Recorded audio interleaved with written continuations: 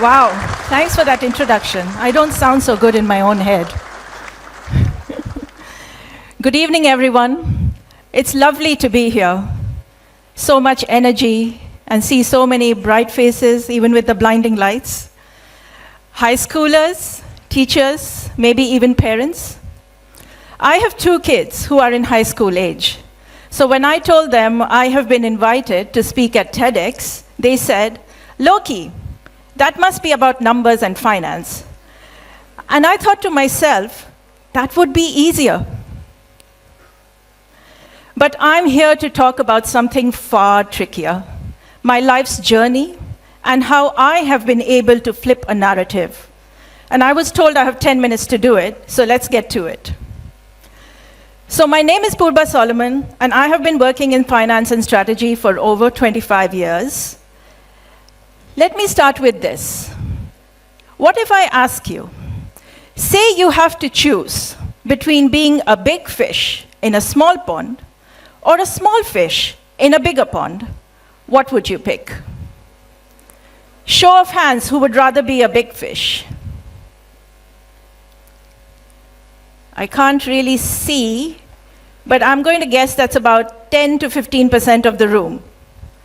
And who would rather be the small fish? Okay, that's the majority of the room. So why this question, my young friends? As you step into adulthood, you'll face this choice in some form or the other, over and over again. I grew up as an army kid. My life was a series of control, alt, move. 8 schools in 18 years. There was no permanence, no place to put down roots, and none of those army quarters and barracks really felt like home to me. And that was totally fine, because that was my normal. Change was my true friend and my only constant in those early and teenage years. In my young mind, that was how the world worked. If I didn't find my groove in this school, that's all right. I'll find it in the next one. I wasn't the big fish in the small pond or the small fish in the big pond. It didn't matter. My pond kept changing. I was also a straight-A student. I topped my grade 10, my grade 12 board exams, and because I did well, it was assumed I always will. My parents, my teachers, my classmates, even my friends, they put me on a pedestal and made a glowing example of my picture-perfect report card. I was associated with my grades. Purba, the A+ student. Success was taken for granted, and therefore, failure was not an option for me. In my young mind, failure became taboo, something to completely stay away from. And with every praise, every accolade, and every reward, failure became associated deeper and deeper and deeper with shame. Along came adult life version 1.0, as it will for you in a few years. The years when we go to university, we choose a career, we choose a life partner, maybe even choose to have kids. And whether I liked it or not, my control-alt-move life changed to control-alt-commit. These decisions now had permanence.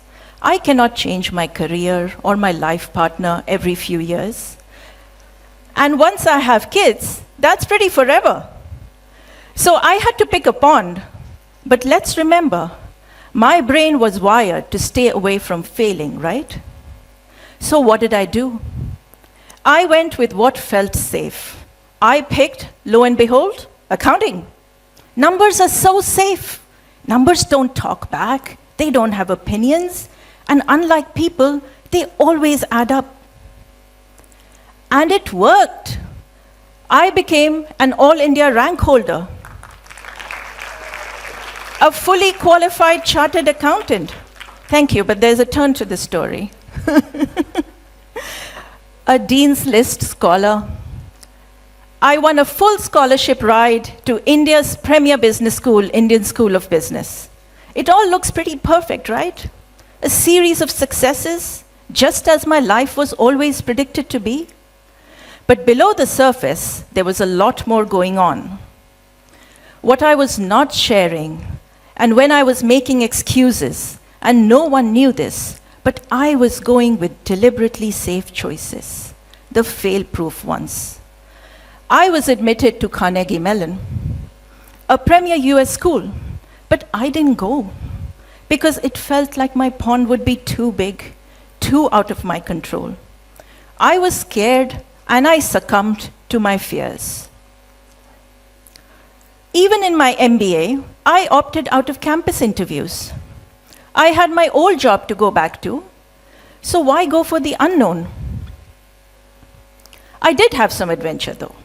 I studied in the UK, I moved countries, I worked in the US, and then moved to Canada, worked and lived there, married there, and eventually came to Qatar. But every move was carefully and meticulously calculated. Whenever I faced a fork in the road, I sought refuge in numbers. I opened an Excel file, I made a list of pros and cons and assigned weightages, and Excel calculated a careful total to give me an answer. I had chosen to be the big fish in the small pond, a life in control with no surprises. And then came Adult Life version 2.0, the one with real responsibilities. 2 kids, aging parents, work shifting into higher gear, heading bigger teams, bigger projects, even bigger impacts. And whether I liked it or not, my pond started to grow bigger. True story, a cold Monday morning in Canada. One of my seniors called me into his office. I had just come out of my first meeting. It was only 9 a.m. And he said, "Purba, come in. You've made an error. We need to talk."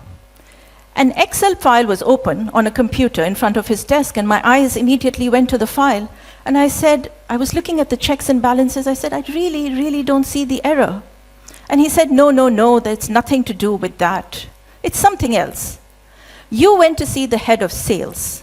You discussed his targets, you discussed the numbers, and you closed the meeting. Do you know how his weekend was? And I said, "No, I don't know how his weekend was." "Okay, do you know the names of his children?" And I said, "I can't say I do." "Okay, do you at least know how many kids he has?" And I said, "No." What was he really telling me? Where was all this going? He was obviously telling me to put the relationship before the work. But I was a star at work. I had the highest ratings, the best output, the most beautifully crafted Excel models. I wasn't receptive to feedback like that. And this pattern repeated. Over late hours, over deadlines, over targets and our daily stresses, and over more beautifully crafted Excel models. What were my numbers not telling me? What Excel was not calculating for me is that team spirit was failing. There were meltdowns, and the cost was people. I could tell you our quarterly forecast to the decimal, but I could not always tell you who on the team had a sick child or who was having a bad week. I felt projects slip away, outcomes compromised, and I started to taste failure. My Adult Life version 2.0 was supposed to be on an upward trajectory and look like this. Instead, it started to look like the stock market, a series of highs and lows. And every time there was a new low and a new failure, it stung. Every single time, I had to take a long, hard look at myself, not at my Excel models, but at myself, and start again. Painfully, slowly, and over time, I reframed what failure means to me. My adult mind, version 3.0 now, has completely flipped the narrative on failure. I now know failure is not taboo. It has nothing to do with shame. Failure is in fact the opposite. It is a badge we earn for bravery. Failure tells me to lean in, straighten this invisible crown, And instead of my brain going to, I'm not good enough, it directly goes to, okay, that didn't work, what shall we do next? And I found every time I failed, I was coming back as a better version of my old self. Success did not do that for me. It did not teach me that. Failure did.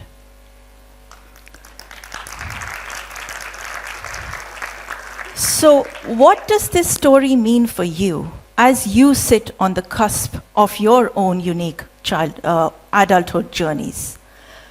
And I'm going to say the same thing that I say to my high school kids, and maybe I say it too often to them, but please fail. Please fail young. Please fail well. Please build that failure memory so when you learn to fail, you fail forward. Because failing a few times is far, far better than always succeeding. So sign up for that course you're not so great at, but you absolutely love. Audition for that play, even if your knees are shaking. Raise your hand for that opportunity, especially the one that terrifies you. Because in making those choices, you will sometimes fail and come out as a new and shinier version of yourselves. The paradox of life, my young friends, is that success, and consequently greatness, which is what we all strive for, does not come from succeeding. It comes from failing. I know if I had started this presentation with "I wish you failure," I would probably have been kicked off the stage. But I hope I have been able to give some context when I say this in the nicest possible way. I wish you ample doses of failure, and at the right times in your life.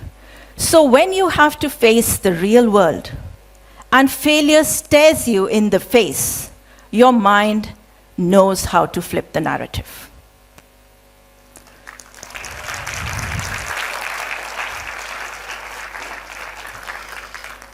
That's my young family on a recent holiday. Before I close, I just wanted to say how inspiring it's been to witness what young minds can do. I mean, it's been amazing seeing this entirely student-led event organized with such professionalism, passion, and purpose.